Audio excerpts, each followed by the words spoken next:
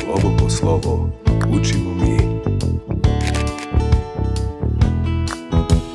Slovo po slovo riječ napiši. Pogriješiš li ti, samo obriši. Pokušaj i opet uz malo truda. Nauči slova sva, ti stvarat ćeš čuda. Moja prva abeceda. Zdravo, zdravo, šubidubilice, moje male šumske veselice. Dobrodošli u još jednu epizodu moje prve ABCD. Veliki pozdrav svim mališanima koji redovno prate moju prvu abecedu. Hoćemo li nastaviti dalje? Jeste li sva dosadašnja slova savladali? Iz naše riznice slova biramo sljedeće po abecedi i krećemo u novu avanturu! Učimo novo slovo. Danas učimo prepoznati i pisati novo slovo. Na redu je slovo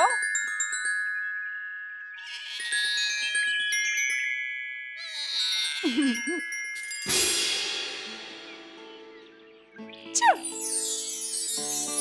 Slovo Č nemaju svi jezici, ali mnoge naše riječi imaju ovo slovo.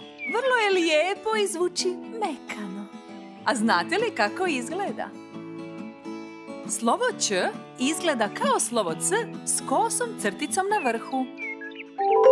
Jedna jedina linija na pola savijena, a iznad kosa crtica. Ponovimo još jednom. Jedna jedina linija na pola savijena, a iznad kosa crtica. Slovo Č. Pogledajmo koje sve riječi počinju slovom Č. Čuk. Čup. Ćelav.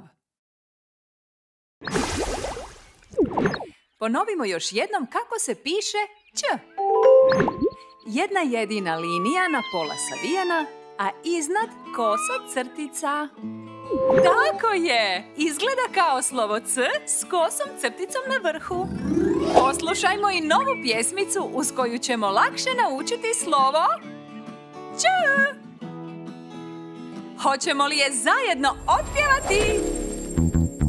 Slovo Č sasvim nam je novo. Savladajmo danas baš to slovo.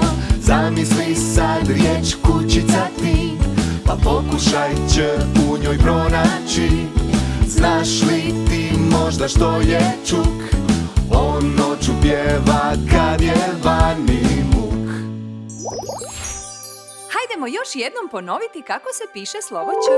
Jedna jedina linija na pola savijena, a iznad kosa crtica. Baš tako! Super! Jupi! A sada naučimo pisati neke nove riječi. Č, U, K. Čuk.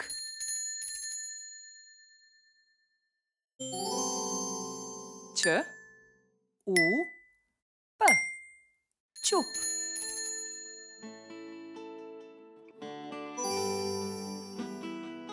Č, E, L, A, V.